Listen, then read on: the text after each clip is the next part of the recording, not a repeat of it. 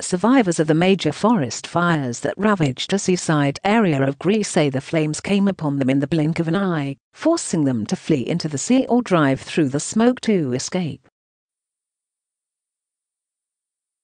The fires have killed at least 80 people and injured 187, officials said, and Greek Prime Minister Alexis Tsipras has declared 3 days of national mourning for the dead. The number of victims appeared set to climb, with crews checking charred homes and vehicles, and the Coast Guard scouring beaches and deeper waters. There was no definitive count of the missing. Fueled by 80 km/h winds, the fires left scores of gutted cars lining streets in the coastal town of Marti, east of Athens, melted by the intensity of the heat. Bodies lay on roadsides, and in one area, a group of 26 people were found dead, some locked in an embrace as the flames closed in.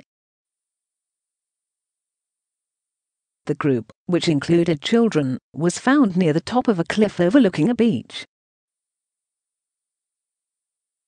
They had ended up there after apparently searching for an escape route. Instinctively, seeing the end nearing, they embraced, the head of Greece's Red Cross, Nikos Economopoulos, told Sky TV.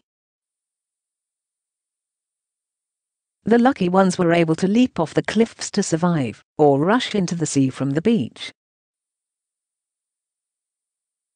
We went into the sea, because the flames were chasing us all the way to the water, said Kostas Liganos, a middle-aged survivor.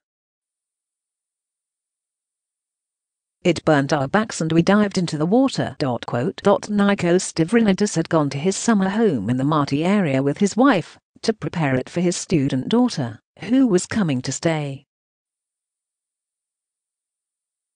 Before he knew it, the fire surrounded him. It happened very fast.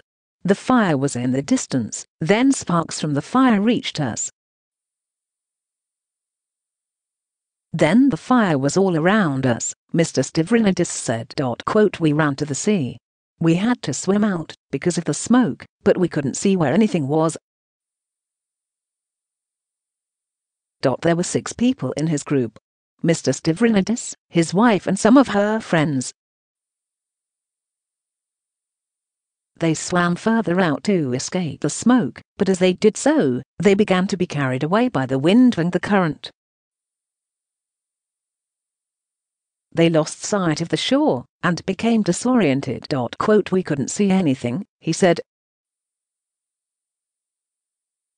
Gale force winds fanning the flames in the area also hampered firefighting efforts and whipped up the seas. We didn't all make it, Mr. Stavrinidis said. One of the women in his group and one woman's son drowned. What upsets me, and what I will carry in my heart, is that it is terrible to see the person next to you drowning, and not be able to help him. You can't. That's the only tragic thing, he said. Mr. Stavrinidis said he believed they were in the water for about 2 hours before being picked up by a fishing boat with an Egyptian crew. I'm grateful to all of them, he said. They jumped into the sea with their clothes still on. They made us tea and kept us warm. They were great. Andreas Pasios said everything happened in seconds. I grabbed a beach towel. It saved my life. I soaked it, grabbed my wife and we ran to the sea, Mr. Pasios said. Mr. Pasios said he and his wife stayed by the sea for 2 hours. It was unbelievable. Gas canisters were exploding. Burning pine cones were flying everywhere. When the flames died down, Spyros Hadjiandriou came searching for loved ones. My niece and cousin were staying here on holiday. I don't know if they made it out, he said. I don't know if they are okay. I haven't heard from them. Giannis Labrapoulis from the city Patras, west of Athens, was driving along the highway when flames seemed to come out of nowhere. He told the ABC's PM he knew there was a fire, but could not have imagined how fast it would appear. We were driving through the flames all of a sudden in the blink of any eye, to be honest, he said. We just saw the road going into smoke, and then all of a sudden the flames were on the left-hand side of the car.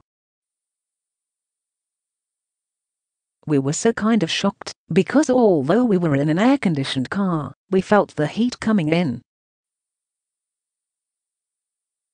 All the houses that were on the hill beside the highway, they were completely burnt out. Mr. Labrapoulis said the flames came within 2 to 3 meters of his car. We were able to drive just I think by luck, to be honest, because the things were going on so fast, the flames expanded so fast, that we could not even imagine that in 3 seconds this thing could happen, he said. The problem was that as we were driving through with all these small branches from the trees flying around, we could hear the car going, tack, tack, tack.